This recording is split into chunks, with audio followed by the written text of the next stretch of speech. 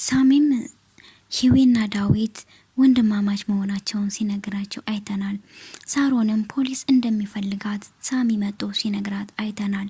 ሰላም ጤና ይስጥልን የተወደዳችሁና የተከበራችሁ የመሴት ቻናል ተከታታዮች በአለም ዳርቻ ያላችሁ ሰላም ለእናንተ ይሁን እያለ በጽናት ድራማ በአዲስ ስራዋ የህይወት መንገድ በሚለው መጠናል። ላይክና ሼር ሰብስክራይብ ያደርጋችሁ እስከ ቪዲዮ ፍጻሜ አብራችሁን ቆዩ።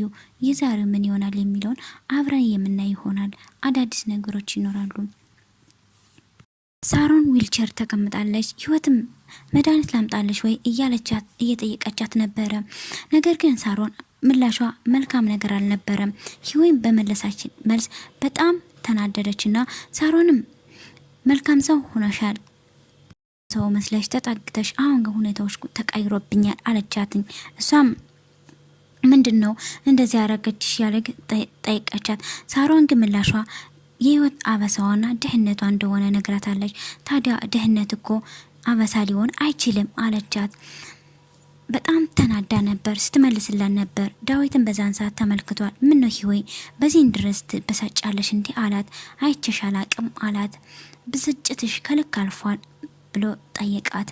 እሷም ታዲያ አየህልኝ አይደል አጅሪትን እሷ ጋር እኮ ነው እየኖርኩ ያለሁት አለችና ሳሮን ለወንድሟ ሁሉን ነገር ስትነግረው ነበረ።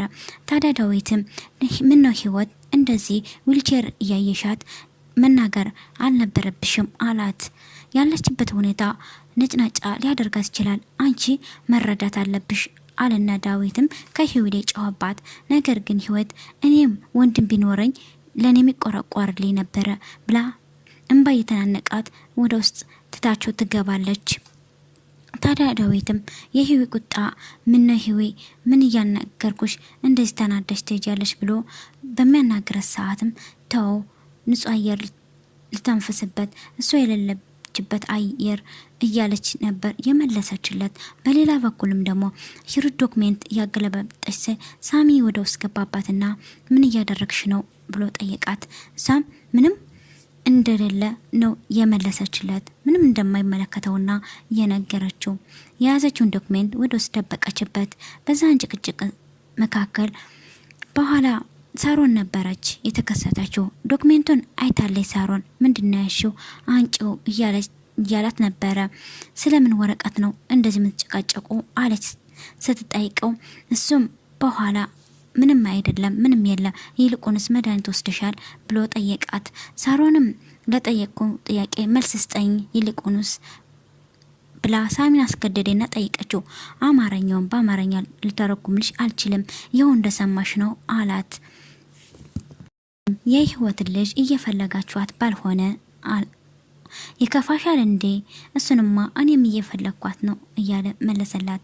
እንዲሁም ጠፋታችን ከቅርብ እንደሆነ ደርሼበታለሁ እንዲህ ያለ መለሰላት።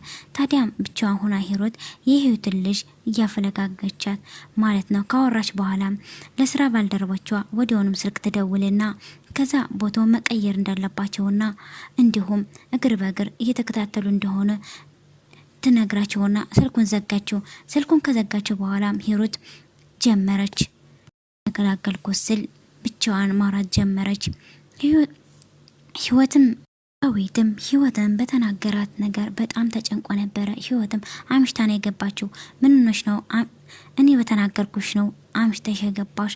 ህይወት ወላዋይ ሆነ ህይወትን ግራ ታገበው በማለት ትቆጣ ነበረ። ትተው ወደ ውስጥ የገባችው። ታዲያ እሱም ብቻውን እየተንሰለሰለ እያሰበ ነበረ። በኋላ ምን ሆና ነው ህይወት እንደዚህ ልትለኝ የቻለች እያለ እየተናገረበት ሰዓት ሳሚ ይሰማን ስለነበረ ምን ማለት እንደፈለገች እየነገረው ነበረ። ወይ ደፋር ሆነ አሳያት፣ ወይ ቆራጥ ሆን እንደምትወዳትም ንገራት፣ እንደዛ እንደማለት ነው እያለ እየነገረው ነበረ። እውነትህን ነው እንደምወዳት ልንገራት አለ። ሳሚም እንደዛ ነበረ። አንተ ግን ይሄው አመት ፈጀብክ፣ ፈሬና አትሆናትም አለው። አይ አንተም ወንድ ሆነ እንደዚህ ልትለኝ ቻልክ? ዳዊት መነጋገር ጀመረ። ደግሞስ እንደምወዳት እንድነግራት ፈልጋ ከሆነ ይሄ እኮ ቀላል ነው፣ እኔ የምፈልገው ነገር ነው እያወራ ነበር ዳዊትም። በሌላ በኩልም ሳሮን እግሬ እያለች በጮህ ጀመረች። ዳዊትም አይዞሽ እህቴ እያለ አማመሽ እንዴ ወደ ውስጥ ለማምጣት እየሮጠ ነበረ። ከዛም እኔ በህይወት እያለሁ ከህይወት ጋር አብራት ኖራትም ስትዝበት ነበረ። ህይወም ስልክ እያወራች ነበረ ከጓደኛዋ ጋራ ስልክ እያወራች ነበረ ከጓደኛዋ ጋራ። በእርግጥም ይሄ ነገር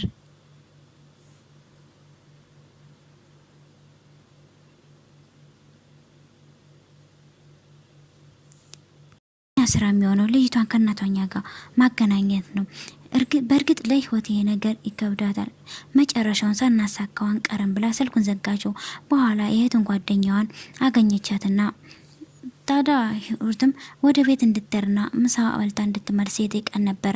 ነገር ግን ሳሮን ስለማትወዳትና ዊልቸር ስለሆነች እኔን ይቅርታ እንድትችል መዳን እንድትችል ትታት ነበር የሄደችው። ህይወት ደግሞ ያሰደገችነቷ ደውላላት ነበረ። ከዛም ወላጅነቷ እንዲሁም ቤተሰቦቿ ደብረ ዘይት እንዳሉ ነግረዋት ስልኩን ዘጋቸውና ከነገርኩኝ መጀመሪያ ሁሉን ነገር አይነግሩኝም ነበር አለች። በፊት አላውቃቸውም፣ አሁን ደግሞ ደብረ ዘይት እያለች ብቻውን ባረራችበት ሰዓትም ዳዊት መጥቶ ጠየቃት። ከዛም ቤተሰቦቿ ደብረ ዘይት እንዳሉ ነገረችው። ወይ የሀገሬ ልጅ ነሽ፣ እሱም በእኔ ጣየው፣ በቃ እኔ እፈልጋቸዋለሁ አለ ዳዊትና መለሰላት። ህይወይም ስለ ቤተሰቦች ጉዳይ ተስፋ ቆርጫለሁ፣ መጀመሪያ መፈለግ ያለብኝ ልጄን ነው ስትል መለሰችለት። ዳዊትም ህይወይ እኔ ላንቺ ብዬ ነው የሆነ ነገር ሊነግራት እየፈለገ ሂሩት መጣች። ሂሩትም ታዲያ እሱ እኮ ላንቺ በጣም ነው የሚያዝንልሽ እያለች አተናገረቻት። እዚህ ደግሞ ለምን መጣሽ ብሎ በቁጣ መለሰላት። ሂሩትም ውሃ ለመጠጣት እንደፈለገች መለሰችለት። ውሃ ይውሰድሽ፣ ሁሌም ምላሴ ላይ የምትቆሚ አለና በቁጣ ተናግሯት ወጣ። ሳሮንም ሂሩትና ሳሚ ስለ ዶክሜንቱ ሲጠያየቁ ስለነበረ ያ ነገር ምንድን ነው? እኔን ይመለከተኛል ወይ? እንደዚህ ታምሜ እኔ ልትከሱኝ ነው? ጠላታችን ከሩቅ አይደለም ስትል ሳሚም ከዚህ ላይ ክርክር አትችይም ስትድኝ ሁሉን ነገር እንደርስበታለን። አሁን ላይ የምጠይቅ ስለሌለ እኔ ስራ ይኖርብኛል ትቼሽ በማለት መልስላታል። ሳሮን እኔ ባልኩበትና ባላደረኩበት ነገር እኔም ብትጠረጥሩኝ አስጠነቀቀችው። ህይወትም ከሳሚ ኬስ የዲኤንኤ ወረቀት አየችና ወረቀቱን ያገላበት ሰል ዳዊት መጣ። የምን ወረቀት ነው ብሎ ሲጠይቃት ይሄ የዲኤንኤ ምርመራ ነው ብላ አሳየችው። አዎ ደግሞ ከስማችን የኔና የሳሮ ስም አለበት አለችው። ጠየቀችው። ከዛ ሳሚ ይሄንን ሊያረግ ይችላል አለ። ለካ ለዚህ ነው ጥሎኝ የጠፋ እያለች ትነግረዋለች። ሁለታቸውም እየተነጋገሩ ሳለ ሳሚ አይቷቸው ነበረ። ዳዊትም ሳሚ ይሄን ነገር እንዳደረገ እየጠየቀው ነበረ። እህታቸው መስለኝ አንዳንዴ የሚያመሳስላችሁ ነገር ስላለ እህታችሁ እንዳትሆን ብዬ ነው አለ። ህይወትም የማይመስል ነገር ሳሮንም እኮ እኔና እሷ እህትና እህት ልንሆን ጥያቄ እየጠየቀች ነበረ። እሱም አይ ሳሚ የሚጠቅም ነገር ቢኖር ይሄን አታደርግም እያለች ነበር። ዳዊትም ይሁን ወረቀትክ በማለት በትኖለት ነበር ወደ ውስጥ የገባው። ተንኮለኛዋ ሳሬትም በሌሊት ስልክ ተደወለባትና ቀስ ብላ ስልኩን ሳሚም ተነሳና ሁሉን ነገር ፈተሸ። ከተኛችበት አልነበረበችም። ወደ ውጭ ወጣና ፈለጋት። ምን እየሰራሽ ነው ሳሮን ብሎ ጠይቃት። እኔ ሁሉ ጊዜ በዊልቸር አይሰለቸኝም እንዴ እስከ መቼ ነው በማለት መለሰችለት። ሳሮንም ማስመሰሏን ቀጠለችለት። እኔ በዊልቸር እስከ መቼ ነው እያለ ማልቀሷን ተያዘችው። እባክሽን እነሱ ይተኛሉ፣ አሁን ሌሊት ነው፣ ቀስ ብለሽ አላት። እነሱ ተኝተው የራሳቸውን ጉዳይ በማለት ጨዋታን አቀለጠችው። ጨዋታን የሰሙ ዳዊትም ወደው መጡ። ምን ሆነሽ ነው እህቴ በማለት ጠይቃት። ሳሮንም ወንድሜ አልቻልኩም፣ ወደ ክፍሌ ውሰደኝ፣ በጣም እያመመኝ ነው እያለች ማልቀስ ጀመረች። ከዛ እሺ አታልቅሽ ወስድሻለሁ በማለት እሱም ማባበሉን ተያያዛት። በኩልም ህይወትን እያበበለቻት ነበረ።